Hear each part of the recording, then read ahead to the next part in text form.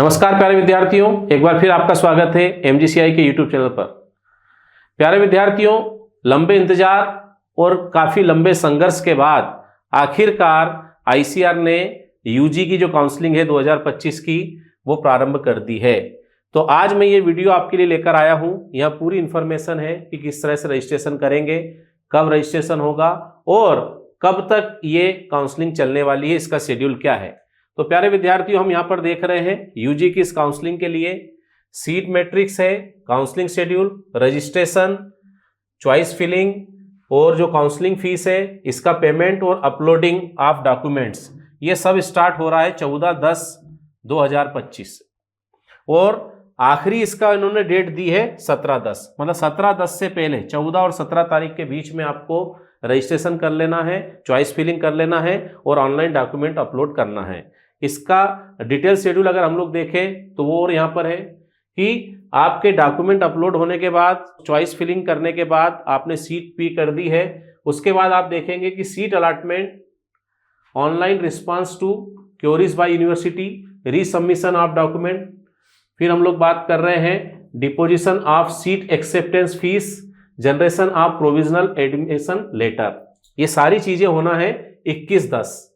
आप देखेंगे कि आपका रजिस्ट्रेशन हो गया है, चॉइस फिलिंग हो गई है, उसके बाद सीट अलॉटमेंट अगर आपको होती है आपकी रैंक के हिसाब से तो ये 21/10 को होने वाली है। इसके अलावा आपने डॉक्यूमेंट्स अपलोड करे थे, अगर किसी डॉक्यूमेंट में कमी है तो यूनिवर्सिटी आपको बताएगी, वो डॉक्यूमेंट आपको फिर से डालना होगा। और अगर आप सीट ले रहे हैं तो सीट एक्सेप्टेंस फीस आपको जमा करके प्रोविजनल एडमिशन लेटर जो है वो डाउनलोड करना होगा।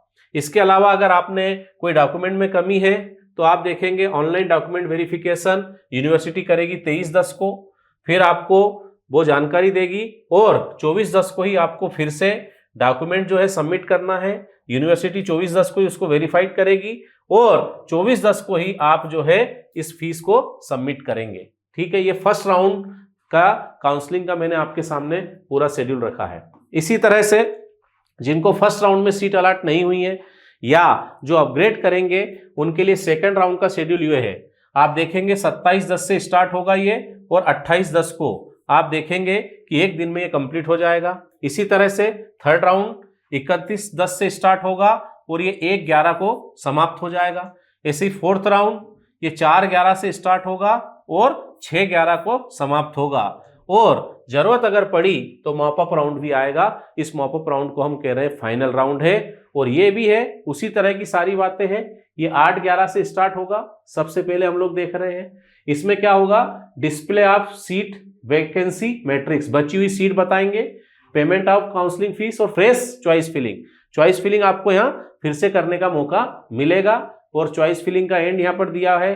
फिर जिन लोगों को नहीं मिला था पहले, दूसरे, तीसरे, चौथे राउंड में, उनको डॉक्यूमेंट सबमिट करना पड़ेगा। सारी प्रोसेस यही होगी और 14/11 जो है उसको आप सीट एक्सेप्टेंस फीस भर सकते हैं। अगर आपको कोई दिक्कत आती है काउंसलिंग में तो आप ICARcounseling.com का जो पोर्टल है इसके हेल्पलाइन पर जा सकते हो, हेल्प डेस्क पर भी आप लिख सकते हैं और अपनी समस्या का समाधान पा सकते हैं। तो प्यारे विद्यार्थियों, ये हमने काउंसलिंग की बात यहाँ पर की है। अब डॉक्यूमेंट अपलोड के लिए हम बात कर रहे हैं। यहाँ पर डॉक्यूमेंट्स की लिस्ट में आपके सामने रख रहा हूँ। यहाँ दो चीजें हैं, आप यहाँ टिक देख सकते हैं। ऑनलाइन अपलोड, ऑनलाइन क्या क्या अपलोड करना है, जिसके आगे राइट टिक है वो ऑनलाइन अपलोड होगा। और physical reporting to allotted university after counselling, counselling के बाद जब आप यूनिवर्सिटी में एडमिशन के लिए पहुंचेंगे वहां आपको फिजिकली ये सारे डॉक्यूमेंट्स लेकर जाना है। और अभी आप जब अपलोड करेंगे तो स्कैन्ड इमेज JPEG फाइल जो है इसमें आपको ओरिजिनल डॉक्यूमेंट्स जो है इनको अपलोड करना है। ठीक है, तो आप यहां पर देख सकते हैं proof of date of birth, इसके लिए हाई स्कूल या 10th की मार्कशीट या बर्थ सर्टिफिकेट लगेगा। फिर हम लोग देख रहे हैं मार्कशीट लगेगी 10th और 12th की। फिर ट्रांसफर सर्टिफिकेट, ये ऑनलाइन अपलोड नहीं करना है, ट्रांसफर सर्टिफिकेट फिजिकली आपको साथ में ले जाना होगा। एडमिट कार्ड जो कि NTA ने आपका इशू किया था CUET का। फिर आप देखेंगे computer generated confirmation page of online application, online application form जो आपने CUET का भरा था वो लगेगा। फिर हम देख रहे हैं रैंक कार्ड जो ICAR ने जारी किया वो लगेगा। अलॉटमेंट लेटर क्योंकि बाद में मिलेगा, इसलिए इसको ऑनलाइन अपलोड नहीं करना है, वहां लेकर जाना रहेगा। प्रोविजनल एडमिशन लेटर, ये भी बाद में मिलेगा, ऑनलाइन अपलोड नहीं होगा, फिजिकली आप लेके जाएंगे।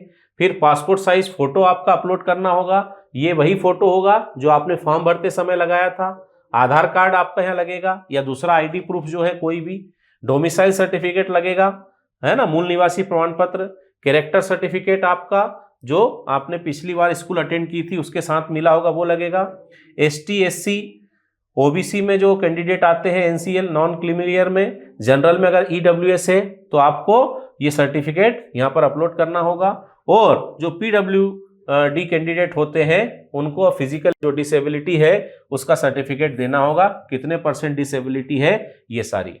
तो ये सारे डॉक्यूमेंट्स आपको अपलोड करना है, जिन पर क्रॉस लगा उनको अपलोड नहीं करना, उनको फिजिकली आप यूनिवर्सिटी लेकर जाएंगे एडमिशन के टाइम पर।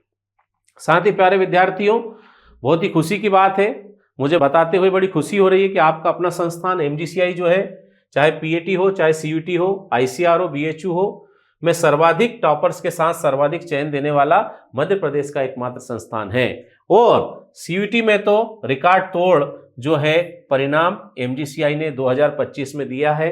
आप देखेंगे एबीसी ग्रुप से अनिरुद्ध जाट ने 672.92 अंक लाकर एबीसी ग्रुप में आप देखेंगे कि सर्वोच्च स्कोर दिया है, सर्वोच्च इन्होंने रैंक दी है। तो आप भी अगर ऐसा ही परिणाम देना चाहते हैं तो एडमिशन चल रहे हैं। सीयूटी आपको करना है, आईसीआर के लिए तैयारी करना है, बीएचयू के लिए करना है, हिंदी मीडियम से तैयारी करना है, इंग्लिश मीडियम से तैयारी करना है, ऑनलाइन करना है, ऑफलाइन करना है, सारी बैचेस जो है एमजीसीआई में चल रही है। जल्दी से जल्दी एडमिशन ले और ऐसा ही परिणाम दे जैसा एमजीसीआई के विद्यार्थियों ने दिया है। तो इसीलिए हम लोग कहते हैं कि हर फैमिली का भरोसा एमजीसीआई। Thank you.